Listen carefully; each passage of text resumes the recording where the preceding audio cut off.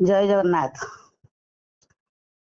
आज मु आपण मानकु भागवतर कालिय नाग कथा कहवाकू जाउछि। आपण माने जानिथिबे कालिय नाग जेतेबेले गरुड़ कालिय नाग को आक्रमण करिछि, कालिय आगे आगे दौड़ीछि, गरुड़ पछे पछे दौड़ीछि ताकू आक्रमण करिया पई।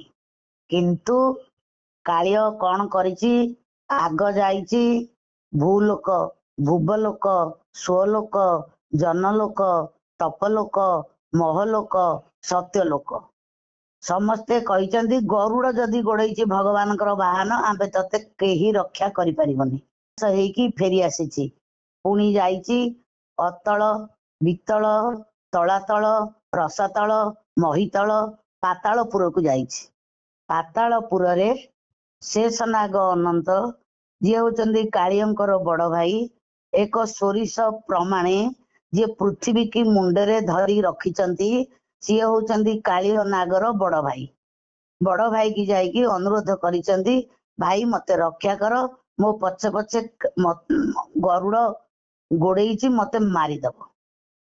सेठी बड़ भाई उपदेश देइचंदी, देखे गरुड़ सबु जगह को जाई परिबो, केवल गोटे जगह को जाई परिबनी। वृंदावनर कालेंदी ह्रद बोली एक ह्रद अछि, सेई भीतर को जाई परिबनी गरुड़, कारण सेठी ताकू सौभरी मुनि अभिशाप देइचंदी, तू जाई तो छुआ पिला धरी तू कालेंदी ह्रद रे रहि जा।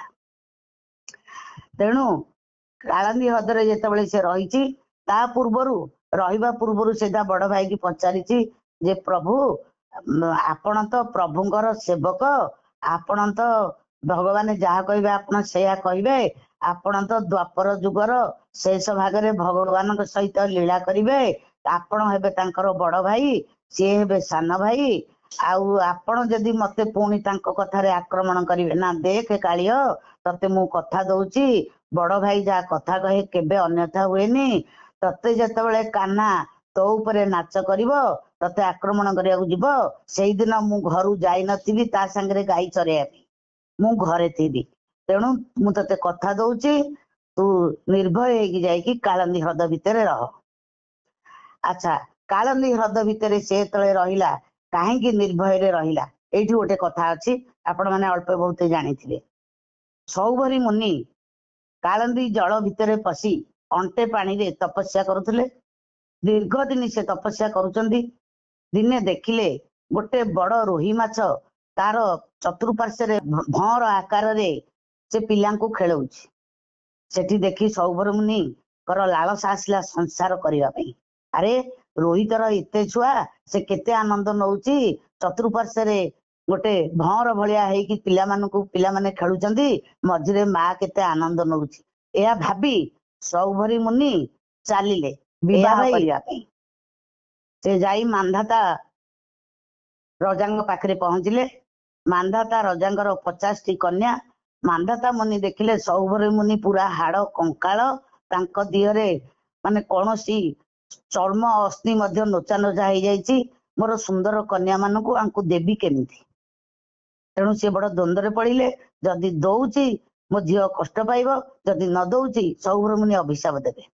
तेणु मांधाता कहले, सौभरी तू आपण जातु, देखु जो कन्या आपण को वरण कर आपण ताकू विवाह करिवे, एथरे किछि मोर आपत्ति नहीं। सौभरी मुनि सबु मंत्र रे पारंगम, से मनमोहन मंत्र करी निजकू यौवन प्राप्त करदेले। एते सौंदर्य हो गले जे जो 50 कन्या जाक एका बेले तांको बेकरे वरणमाला देदेले। तेणु सौभरी मुनि 50 कन्या को विवाह करी फेरी घर संसार करिसेंती। ए संसार गोटे होउची विषवृक्ष सदृश, किंतु ऋषि हो, मुनि हो, स्थित प्रज्ञा हो, माया मोहरे पड़ी संसार आड़कू धावमान करती, पतंग जेपरी अनल आड़कू गति करे। गरुड़ तो भगवान वाहन, सचराचर ब्रह्मांड से स्वच्छंदरे परिक्रमा करती। कालिय ह्रद को से कहीं जाई पार नथिले।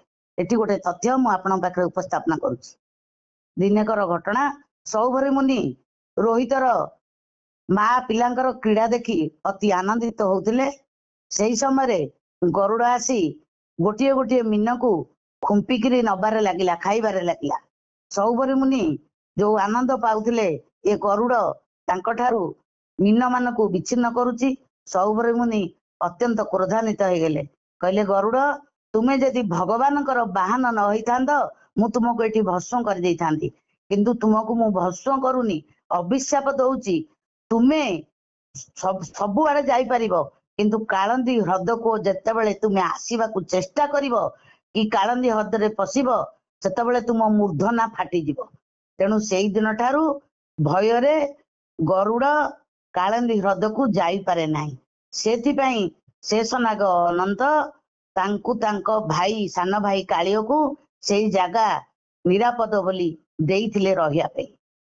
ଆଚ୍ଛା, କାଳିଅ ନାଗ ଗୋଟେ ସର୍ପ, ଗରୁଡ଼ କାହିଁକି ତାଙ୍କୁ ପୁଣି ପଛରେ ନମସ୍କାର କଲା, ଡରିଲା, ଆଉ ତାକୁ କିଛି ଆକ୍ରମଣ କଲା ନାହିଁ?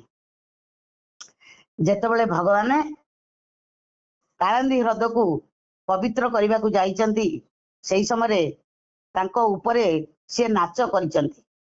ଏ କାଳିଅ ବହୁତ କ୍ରୋଧାନ୍ୱିତ ହୋଇ ଆକ୍ରମଣ କରିବାକୁ ଆସିଛି ଭଗବାନ ଲାଲାକୁ। ଲାଲା କଣ କରିଛନ୍ତି, ଏତେ ଜୋରେ ଭାରି ହେଇଯାଇଛନ୍ତି, ତାଙ୍କର ସହସ୍ର ଫଣାରେ ନାଚ କରିଛନ୍ତି, ସବୁ ମୁଖରୁ ରୁଧିର ଗଳିଛି। ସେଇ ସମୟରେ ସେ ଦରମରା ହେଇଯାଇଛନ୍ତି। ସେ ସେଇ ସମୟରେ କାଳିଅ ନାଗର ପତ୍ନୀ ମାନେ ଆସି ଭଗବାନଙ୍କୁ ସ୍ତୁତି କରିଛନ୍ତି। କହିଲେ, ଦେଖ ସିଏ କଣ ପୂର୍ବ ଜନ୍ମରେ ତପସ୍ୟା କରିଥିଲା, କଣ କରିଥିଲା ଯେ ଆପଣ ପୁଣି ଆପଣଙ୍କର ଚରଣ ତାଙ୍କ ମସ୍ତକରେ ଲାଗିଲା।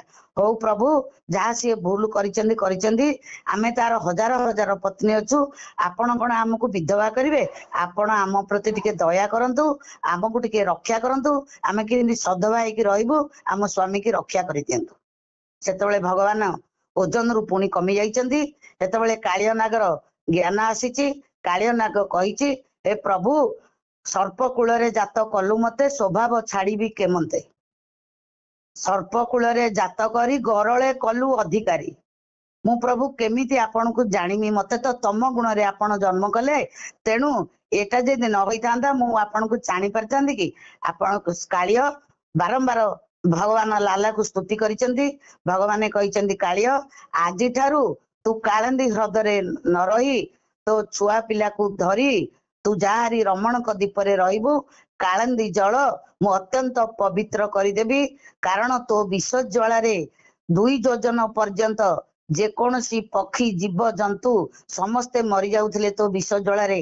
ଆଜି କାଳନ୍ଦୀ ଜଳକୁ ମୁଁ ପବିତ୍ର କରିବି। ସବୁ ବୃନ୍ଦାବନ ଲୋକ କାଳନ୍ଦୀ ଜଳ ଆସି ସ୍ନାନ କରିବେ। ଆଉ ଏ କାଳନ୍ଦୀରେ ଯିଏ ସ୍ନାନ କରିବ, ଯିଏ ପିଣ୍ଡ ଦାନ କରିବ, ତାର ସପ୍ତପୁରୁଷ ଉଦ୍ଧାର ହେବେ। କାଳିଅ କହିଲା, ପ୍ରଭୁ, ମତେ ଗରୁଡକୁ ଭୟ, ମତେ ଗରୁଡ ପୁଣି ଯଦି ଆକ୍ରମଣ କରିବ। କହିଲେ, ନାଇଁ ନାଇଁ କାଳିଅ, ଗରୁଡ ତୋ ମଥାରେ ମୋ ପାଦ ଚିହ୍ନ ଦେଖି ତତେ ନମସ୍କାର କରିବ, ତତେ କେବେ ହେଲେ ଆଉ ଆକ୍ରମଣ କରିବ ନାହିଁ। ତୁ ଆଜିଠାରୁ ଗରୁଡ ପାଖରୁ ନିର୍ଭୟ ହେଇଯିବୁ, ତୁ ପୁଣି ସୁଖରେ ତୋ ସଂସାର କରିବୁ, ତୁ ପୁଣି ରମଣକ ଦ୍ୱୀପକୁ ସାଙ୍ଗେ ସାଙ୍ଗେ ଫେରିଯା। ତେଣୁ ଭଗବାନ ସେଇଦିନ ଠାରୁ କାଳନ୍ଦୀ ଜଳକୁ ପବିତ୍ର କରିଦେଲେ। କାଳିଅ ନାଗ ତାର ଛୁଆ ପିଲା ସବୁ ଧରି ପୁଣି ଯୋଉ ରମଣକ ଦ୍ୱୀପରୁ ଆସିଥିଲା ସେଇ ରମଣକ ଦ୍ୱୀପରୁ ଫେରିଗଲା।